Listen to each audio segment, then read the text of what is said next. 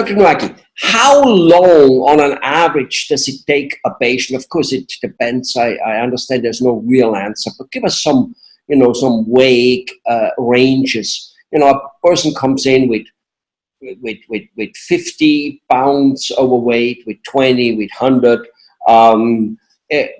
How long does it take him to adjust to a more reasonable weight, which probably is different for everybody also, because I don't know. Just shade a little bit of light on even for different weight groups or whatever, or the danger, or just how much work and how much time is there involved till they can even possibly see some betterment. Yes, weight loss varies from person to person. Women lose weight much slower than men do. Men can lose weight much quicker. About 3,500 calories is equivalent to 1 pound in weight. And on average, we eat about 2,000 calories a day. So if you were to not eat at all, you could lose weight very quickly. However, that's almost impossible. So it's that difference between what you take and what you need divided by the 3,500 will give you the rate at which you're going to lose the weight. Everybody has a different metabolism.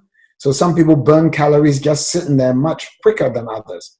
So I really would like people to commit to 2 years. All right. I think you lose weight quickly. Within 6 months, you may get down to your goal weight, but it takes a long time for you to stabilize and form the habits that will keep you at a certain weight loss. Whatever technique you use to lose weight, if it's medication or diet supplements or whatever, within 12 weeks, you should lose a certain amount of weight. If you do not, that method is not going to work. All right. So normally you want to lose about a certain percentage of your body weight within 12 weeks, which is about 3 months. If not, you have to go to a different technique. Okay. What would you say is that certain percentage, more or less?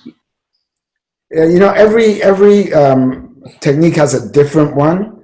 I would go for about 5% of your body weight within that length of time. So if I would have 200 pounds right now, and I should lose about 10 pounds or 10% of whatever. How would that work? No, 5%. If you lose 5% of a minimum of that. If it doesn't work, people want to say, "Oh, I need to lose. People want to lose weight extremely quickly, and it takes a long time. I think the first step is not to gain weight, and so if you can stabilize, that's a good step, and then you start to lose. And I'm not saying that that is the goal, to lose 5%, but if you do not lose 5%, then whatever you're doing is not quite the right thing for you. You need to do something else. So if you're 200 pounds, you want to lose 10 pounds minimum in 3 months. Otherwise, you need to do something else. Okay. So however, in your clinic, if the person is not on the right way, you will be able to steer him towards another method, because one of the advantages, I suppose, to come to a medical doctor like you, who on top of it, first of all, you specialize in the stomach. Well, this is what it is. The stomach says, I want more. I want another donuts. I want another whatever. And you somehow, so you're right there, and you specialize in weight loss, weight management, extra. So you probably have about as wide as a variety of help available than there is, I assume, right or wrong? That's right. Yeah, I was one of the first gastroenterologists around to do a board also in obesity management. And, the way our focus primarily is meal replacements. That's the primary focus, because managing the calories is the bedrock of weight loss. And some people can do it on their own, but so many people find it difficult to figure out exactly how many calories they're eating. And that's why meal replacements work so well, because you have an exact amount of calories that you're taking.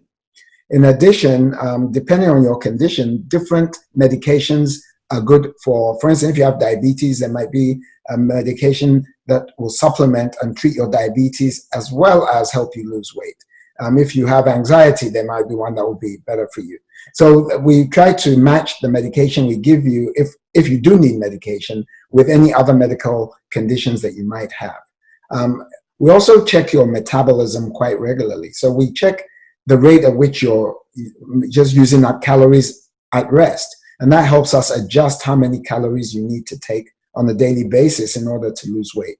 So by checking your weight, checking your body composition as far as fat and muscle and bone, and then checking your metabolism, we're able to better tailor any regimens for you.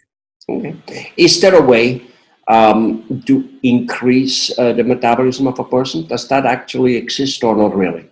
Yeah, it can. I mean, if you increase your total muscle mass, that is why exercise helps some people.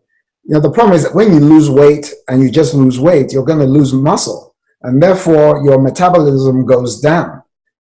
So you don't just lose fat, you lose muscle. So what you want to be doing is building up muscle as you lose weight, and that will help your metabolic rate, your basal metabolic rate, stay stable or maybe even increase, and then that will help you keep your weight loss.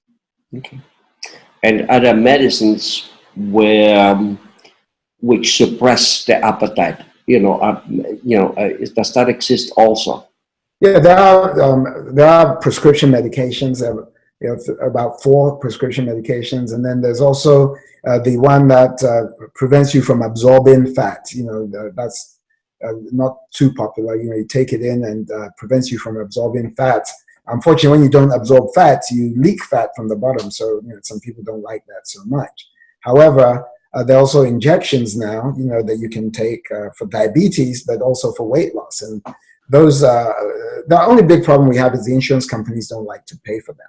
And so that is a problem. And many patients cannot afford these medications on their own. But they do work. Each person has a different one that may work for them. And that's why we cycle through. If you try this one, it doesn't work, then you go to the next one. We have to make sure that it is safe for you, because there are indications and problems with any of the drugs. And so we have to monitor and make sure that it will be safe for you to take those medications. All right. So things do exist. Well, all right. It's good to know. It's really good to know, because, the alternative, sometimes, now, of course, money is money is out there. It is needed. And if it's not there, it is difficult. But the truth of the matter is, some people, they can probably somehow manage the money. And it's important to know that it does exist, because the alternative is, become very unhealthy, become very sluggish, very just like things are not right. All right. The truth is, a lot of people can afford. It's a priority. It has to be a priority. Of course. That's what I tried to say. Thanks for helping me out there. Thank you.